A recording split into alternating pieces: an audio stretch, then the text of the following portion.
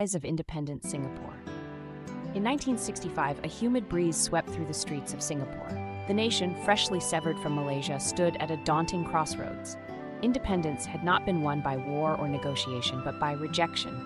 An unceremonious split that left the island with little more than hope and its resilient people. Singapore, a tiny dot on the world map, lacked natural resources. Its population was a melting pot of cultures. Chinese, Malay, Indian, and others, living together amid poverty and uncertainty.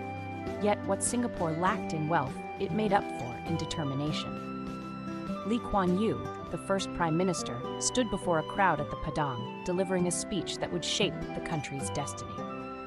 "We have no choice but to succeed," he declared, his voice steady but charged with emotion. "We will build a nation that the world will respect." The challenges seemed insurmountable.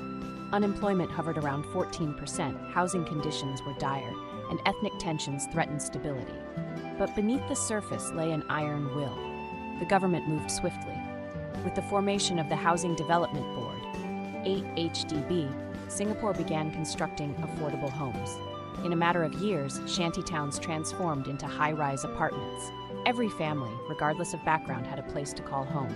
The economic strategy was bold: attract foreign investment, develop industries, and transform Singapore into a global hub. The Economic Development Board, EDB, worked tirelessly, convincing multinational corporations that Singapore's strategic location and disciplined workforce made it the ideal place to invest. Factories sprang up, ports expanded, and the city-state became a bustling trade hub. But economic success was not enough. Singapore needed unity. The government launched bilingual education policies to bridge cultural divides. Campaigns like Keep Singapore Clean and Speak Mandarin fostered a shared identity while promoting discipline and cohesion. By the 1980s, Singapore had achieved what many thought impossible. The skyline glittered with modern skyscrapers, the streets were clean, and its people, diverse yet united, walked with pride. The world began to notice. Singapore wasn't just surviving, it was thriving.